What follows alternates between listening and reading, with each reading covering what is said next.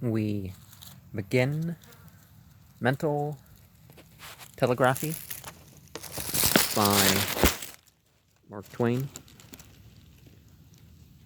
A manuscript with a history. Note to the editor.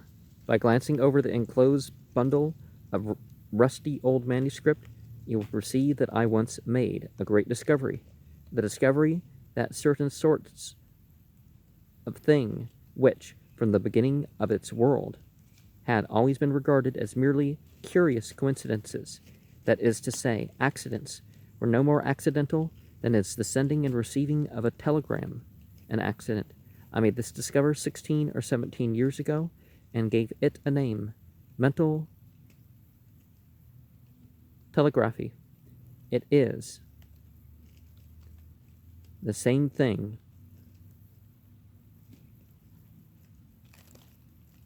around the outer edges, which the Psychical Society of England began to group and play with 4 or 5 years ago, and which they named telepathy. Within the last 2 or 3 years, they have penetrated toward the heart of the matter, however, and have found out that the mind can act upon mind in a quite detailed and elaborate way over vast stretches of land and water, and they have succeeded in doing, by their great credit and influence, what I could never have done. They have convinced the world that mental telegraphy is not a jest, but a fact, and that it is a thing not rare, but exceedingly common. They have done our age a service, and a very great service, I think. In this old manuscript you will find mention of an extraordinary experience of mine in the mental telegraphic line, of date about the year 1874 or 1875, the one concerning the great Bonanza book. It was this experience that called my attention to the matter under consideration. I began to keep a record after that of such experiences of mine as seemed applicable by the theory that minds telegraph thoughts to each other. In 1878, I went to Germany and began to write the book called A Tramp Aboard. The bulk of this old batch of manuscript was written at that time and for that book. I removed it when I came to revise the volume for the press, for I feared that the public would treat the thing as a joke and throw it aside. Where I was in earnest at home 8 or 10 years ago, I tried to creep under the shelter of an authority grave enough to protect the article from ridicule, the North American Review, but Mr. Metcalf was too wary for me. He said that to treat these mere coincidences seriously was a thing which the Review couldn't dare to do, that I must put either my name or my nom de plume to the article, and thus save the Review from harm. But I couldn't consent to that. It would be the surest possible way to defeat my desire that the public should receive the thing seriously and be willing to stop and give it some fair degree of attention. So I pigeonholed the manuscript because I could not get it published anonymously. Now see how the world has moved since then. These small experiences of mine, which are too formidable at the time for admission to a grave magazine, if the magazine must allow them to appear as something above and beyond accidents and coincidences, are trifling and commonplace now, since the flood of light recently cast upon mental telegraphy by the intelligent labors of the Psychical Society. But I think they are worth publishing, just to show what harmless and ordinary matters were considered dangerous and incredible 8 or 10 years ago. As I have said, the bulk of this old manuscript was written in 1878. A latter part was written from time to time 2, 3, and 4 years afterwards. The postscript I added today, May 1978. Another of those apparently trifling things has happened to me, which puzzle and perplex men every now and then. Madness in humanity. Keep them thinking an hour or two, and leave their minds barren of any explanation or solution at last. Here it is. and looks inconsequential enough, I'm obliged to say. A few days ago, I said, I must be that Frank Millet doesn't know we are in Germany, or he would have written long before this. I have been on the point of dropping him a line at least a dozen times during the past 6 weeks, but I always decided to wait a day or two longer and see if we shouldn't hear from him. But now I will write. And so I did. I directed the letter to Paris and thought, now we shall hear from him before this letter is 50 miles from Heidelberg. It always happens so. Sure enough, but why should it? That is the puzzling part of it. We are always talking about letters, crossing each other, for that is one of the very commonest accidents of this life. We call it accident, but perhaps we misname it. We have the instinct a dozen times a year that letter we are writing is going to cross the other person's letter, and if the reader will rack his memory a little, he will recall the fact this presentiment had strength enough to it to make him cut his letter down to a decided briefness, because it would be a waste of time to write a letter which he was going to cross, and hence be a useless letter. I think that in my experience, this instinct has generally come to me in cases where I had put off my letter a good while in the hope that the other person would write. Well, it was good I didn't sit over there, right? Yes, as I was saying, I had waited 5 or 6 weeks. Then I wrote but 3 lines because I felt and seemed to know that a letter from Millet would cross mine, and so it did. He wrote the same day I wrote. The letters crossed each other. His letter went to Berlin, care of the American minister who sent it to me. In this letter, Millet said he had been trying for 6 weeks to stumble upon somebody who knew my German address, and at last the idea had occurred to him that a letter sent to the care of the embassy at Berlin might possibly find me. Maybe it was an accident that he finally determined to write me at the same moment that I finally determined to write him.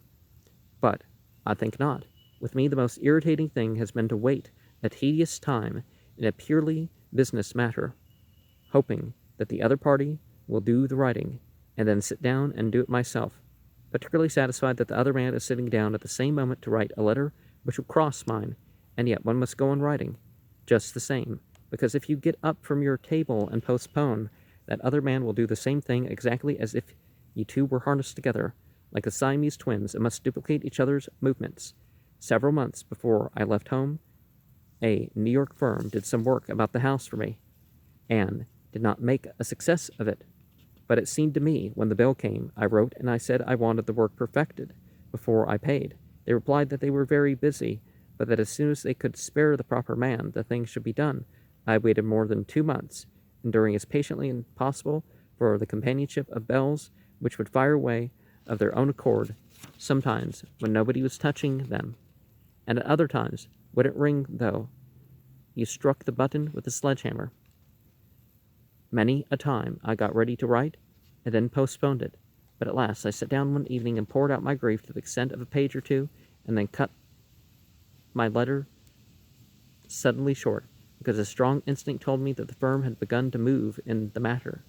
When I came down to breakfast next morning, the postman had not yet taken my letter away, but the electrical man had been there, done his work, and was gone again.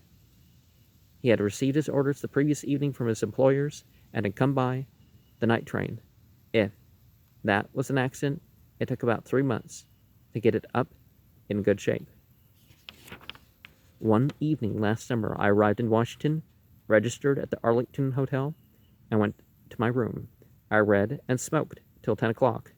Then, finding I was not yet sleepy, I thought I would take a breath of fresh air, so I went forth in the rain and trampled through one street after another in an aimless and enjoyable way. I knew that Mr. O, a friend of mine, was in town, and I wished I might run across him, but I did not propose to hunt for him at midnight, especially as I did not know where he was stopping. Toward 12 o'clock, the streets had become so deserted that I felt lonesome, and I stepped into a cigar shop far up the avenue and remained there 15 minutes listening to some bummers discussing national politics. Suddenly, the spirit of prophecy came upon me, and I said to myself, now I will go out at this door, turn to the left, walk 10 steps, and meet Mr. O face to face. I did it too. I could not see his face because he had an umbrella before it. It was pretty dark anyhow, but he interrupted the man I was walking and talking with, and recognized his voice, and stopped him. That reminds me of meeting the Princess of Cups. I didn't know what she looked like, but I walked up to the right person. That I should step out there and stumble upon Mr. O was nothing, but that I should know beforehand that I was going to do it was a good deal. It is a very curious thing when you come to look at it. I stood far within the cigar shop when I delivered my prophecy. I walked about 5 steps to the door, opened it, closed it after me, walked down a flight of 3 steps to the sidewalk, then turned to the left and walked 4 or 5 more, and found my man. I repeated that in itself. The thing was nothing, but to know it would happen so beforehand wasn't that really curious. I've criticized absent people so often, and then discovered to my humiliation that I was talking with their relatives, that I have grown superstitious about that sort of thing and dropped it. How, like an idiot, one feels after a blunder like that. We are always mentioning people, and in that very instant they appear before us, we laugh and say, "Speak of the devil," and so forth. And there we drop it, considering it an accident. It is a cheap and inconvenient way of disposing of a grave and very puzzling mystery. The fact is, it doesn't seem to happen too often to be an accident. Now, I come to the oddest thing that has ever happened to me. 2 or 3 years ago, I was lying in bed, idly musing, one morning, and it was the 2nd of March, when suddenly a red-hot new idea came whistling down into my camp, and exploded with such comprehensive effectiveness as to sweep the vicinity clean of rubbishy reflections, and fill the air with their dust and flying fragments. This idea, stated in a simple phrase, was that the time was ripe, and the market was ready for a certain book, a book which ought to be written at once, a book which must command attention and be of peculiar interest, to wit, a book about the Nevada silver mines. The great Bonanza was a new worker then, and everybody was talking about it too. It seemed to me that the person best qualified to write this book was Mr. William H. Wright, a journal of Virginia, Nevada, by whose side I had scribbled many months when I was reported there 10 or 12 years before. He might be alive still, and he might be dead. I could not tell, but I would write him anyway. I began by merely and modestly suggesting that he made such a book, but my interest grew as I went on, and I ventured to map out what I had thought to be the plan of the work. He being an old friend and not given to taking good intentions for ill, I even dealt with details and suggested the order and sequence which they should follow. I was about to put the manuscript in an envelope when the thought occurred to me that if this book should be written at my suggestion, and then no publisher happened to want it, I should feel uncomfortable. So I included to keep my letter back until I should have secured a publisher. I pigeonholed my document and dropped a note to my own publisher, asking him for a day for a business consultation. He was out of town on a far journey. And of course, there's a difference between telepathy and guesswork. Our mentalism is a bit more exact than guesswork, right?